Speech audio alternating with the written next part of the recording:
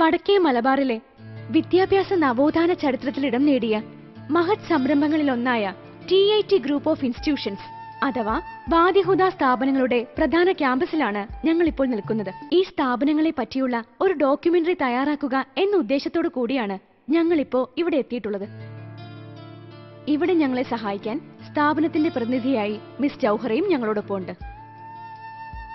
നിങ്ങളുടെ വാദിഹുദ സ്ഥാപനങ്ങളെ പറ്റി ഇവിടെ വരുന്നതിന് മുമ്പ് തന്നെ ഒരുപാട് കേട്ടിട്ടുണ്ട്. ജൗഹറ, ഇപ്പോൾ ഇവിടെ എന്തൊക്കെ സ്ഥാപനങ്ങളും കോഴ്സുകളുമാണ് നിലവിലുള്ളത്?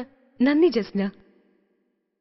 ഇവിടെ നിങ്ങളുടെ ഈ സംരംഭത്തിൽ പങ്കുചേരാൻ കഴിഞ്ഞതിൽ വളരെ നന്ദി. TIT group of institutions Wadihuda ഇപ്പോൾ ഈ ട്രസ്റ്റിന്റെ കീഴിൽ progressive English school, Wadihuda higher secondary school, Wadihuda ITC, Wadihuda high school, Karunya Niketan Badhira Vidyalayam, audiology speech therapy centre, Alhuda orphans care home, institute of Montessori teachers training, little buds kindergarten, national institute of open schooling centre, Wadihuda women's college, charity garments, boys girls ഹോസ്റ്റലുകൾ തുടങ്ങിയവയാണ് പ്രവർത്തിക്കുന്നത്. Okay, come on. Jouhara, ഈ സ്ഥാപനങ്ങളെല്ലാം ഈ ഒരൊറ്റ ക്യാമ്പസിലാണ് പ്രവർത്തിക്കുന്നത്? വാദിഹുദ, വാദി സലാം, വാദിനൂർ എന്നിങ്ങനെ വ്യത്യസ്ത ക്യാമ്പസുകളിൽ 3 സ്ഥലങ്ങളിലായാണ് ഇവ പ്രവർത്തിക്കുന്നത്. ഇപ്പോ ഈ ട്രസ്റ്റിന്റെ chairman VK Moidu Haji sir നമ്മളോടൊപ്പം ഉണ്ട്. സാർ, ഈ ട്രസ്റ്റിന്റെയും സ്ഥാപനങ്ങളുടെയും എല്ലാമാണെന്ന് അറിയാൻ കഴിഞ്ഞു. അങ്ങനെയൊന്നുമില്ല. ഒരുപാട് പേരുടെ പരിശ്രമത്തിന്റെ ഫലമായാണ് ഇപ്പോഴത്തെ ഈ വാദിഹുദ സ്ഥാപനം. ഞാനും അതിൽ പങ്കുവഹിക്കുന്നു എന്നുള്ളതിൽ എനിക്ക് അഭിമാനം. സാർ, ട്രസ്റ്റിന്റെ കീഴിൽ ഈ സ്ഥാപനങ്ങൾ തുടങ്ങിയിട്ട് എത്ര വർഷമായി? ആരാണ് ഈ ട്രസ്റ്റിന് നേതൃത്വം നൽകുന്നത്? കേവലം 13 വിദ്യാർത്ഥികളുമായി ഒരു വാടക വീട്ടിൽ നിന്നാണ് ഇതിന്റെ തുടക്കം. ആദ്യ സംരംഭം ഒരു ബോർഡിംഗ് മദ്രസയാണ്. പിന്നീട് ഒരു LP സ്കൂളും ഒരു നഴ്സറി സ്കൂളും. ഇപ്പോൾ ട്രസ്റ്റ് രൂപീകൃതമായി 30 വർഷം പൂർത്തിയാകുമ്പോൾ നിരവധി സ്ഥാപനങ്ങളിലായി 3000-ഓളം വിദ്യാർത്ഥികൾ ഒരേ സമയം ഇവിടെ പഠിക്കുന്നുണ്ട്. സമൂഹത്തിൽ പിന്നോക്കം നിൽക്കുന്നവരെ വിദ്യാഭ്യാസപരമായും സാമൂഹികമായും ഉയർത്തിക്കൊണ്ടുവരിക, അന്ധവിശ്വാസങ്ങളിൽ നിന്നും അനാചാരങ്ങളിൽ നിന്നും മുക്തമായ ഒരു തലമുറയെ വാർത്തെടുക്കുക തുടങ്ങിയ ലക്ഷ്യത്തോടുകൂടി 1980-ൽ പഴയങ്ങാടിയിൽ രൂപീകൃതമായ തഅലീമുൽ ഇസ്ലാം ട്രസ്റ്റാണ് ഈ സ്ഥാപനങ്ങൾക്കൊക്കെ നേതൃത്വം നൽകുന്നത്. സമുദായ നവോത്ഥാന സംരംഭങ്ങളിൽ കേരളത്തിൽ, പ്രത്യേകിച്ച് വടക്കേ മലബാറിൽ നേതൃത്വം നൽകിയ പണ്ഡിതരുടെ നേതൃത്വത്തിലും ആശീർവാദത്തിലും ഈ ട്രസ്റ്റ് ഉയർന്നു വന്നു. ട്രസ്റ്റിൻ്റെ ആരംഭം തൊട്ട് ദേശത്തും വിദേശത്തുമുള്ള അഭ്യുതകാംക്ഷികളും സഹൃദയരുമായ ധാരാളം ആളുകളുടെ സാമ്പത്തികവും ശാരീരികവുമായ സഹായങ്ങൾ എന്നും ഉണ്ടായിട്ടുണ്ട്. അതുപോലെ പ്രശസ്ത പണ്ഡിതനും വാഗ്മിയുമായ മർഹൂം K മൊയ്തു മൗലവിയെ പോലുള്ളവരുടെ താങ്ങും തണലും ഈ സ്ഥാപനത്തെ പ്രശസ്തിയിലേക്ക് ഉയർത്തുന്നതിൽ നിർണായകമായ പങ്കുവഹിച്ചിട്ടുണ്ട്. അത്ഭുതം തന്നെ സർ. വെറും 13 കുട്ടികളുമായി വാടക വീട്ടിൽ നിന്നും തുടങ്ങിയ സ്ഥാപനം ഇങ്ങനെയൊരു വളർച്ചയിൽ ഗ്രേറ്റ്. പിന്നെ സാമൂഹിക ജനക്ഷേമ മേഖലകളിലും ഞങ്ങളുടേതായ സേവനങ്ങൾ നൽകി വരുന്നുണ്ട്. അവ എന്തൊക്കെയാണ് സർ? സൗജന്യ ഭക്ഷ്യധാന്യ വിതരണം, സൗജന്യ കുടിവെള്ള വിതരണം, ചികിത്സാ സഹായങ്ങൾ, ഭവന നിർമ്മാണ സഹായങ്ങൾ, വിദ്യാഭ്യാസ സ്കോളർഷിപ്പ് തുടങ്ങി പല സേവനങ്ങളും ട്രസ്റ്റ് കഴിയുന്ന പരമാവധി ചെയ്യുന്നുണ്ട്. സർ, ട്രസ്റ്റിന്റെ ഭാവി പരിപാടികൾ എന്തൊക്കെയാണ്? പുതുതായി വിറാസ് എന്ന പേരിൽ ഒരു ആർട്സ് ആൻഡ് സയൻസ് കോളേജ് തുടങ്ങാൻ പദ്ധതി തയ്യാറാക്കിയിട്ടുണ്ട്.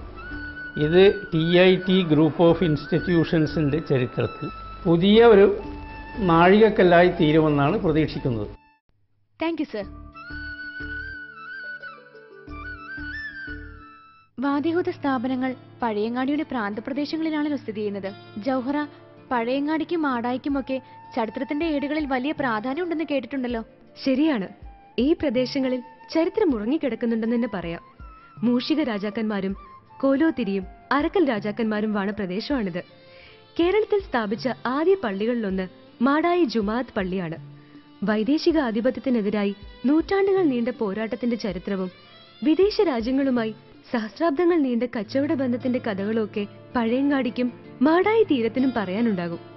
ഈ പ്രദേശങ്ങളിലാണ് വാദിഹുദ സ്ഥാപനങ്ങൾ സ്ഥിതി ചെയ്യുന്നത് എന്ന് പറയുമ്പോൾ അതും ചരിത്രത്തിൽ ഇടം നേടിയേക്കാം. വടക്കേ മലബാറിലെ പ്രമുഖ CBSE സ്കൂളായ പ്രോഗ്രസീവ് ഇംഗ്ലീഷ് സീനിയർ സെക്കൻഡറി സ്കൂളിന്റെ ക്യാമ്പസിലാണ് ഞങ്ങളിപ്പോൾ ഉള്ളത്.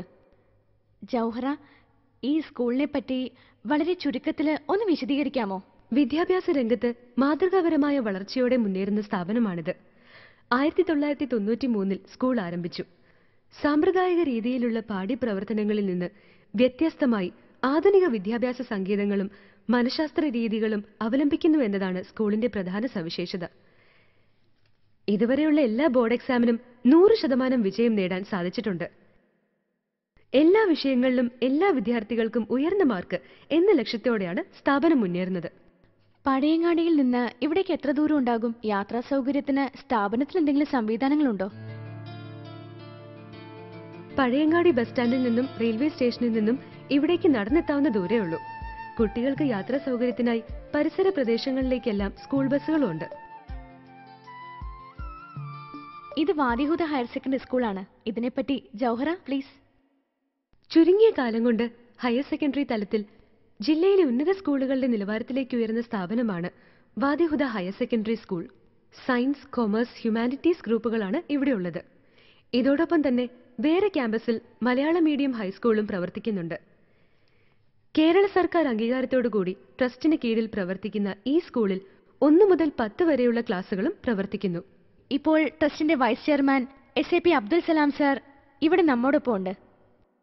സാർ, ട്രസ്റ്റിന് കീഴിൽ ഒരുപാട് വർഷം സേവനമനുഷ്ഠിച്ചതുകൊണ്ട് സാറിന് ഇവിടുത്തെ സ്പന്ദനങ്ങൾ പെട്ടെന്ന് മനസ്സിലാവും.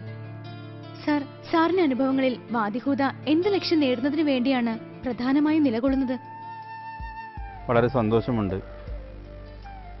ട്രസ്റ്റ് അതിൻ്റെ രൂപീകരണ കാരണം തന്നെ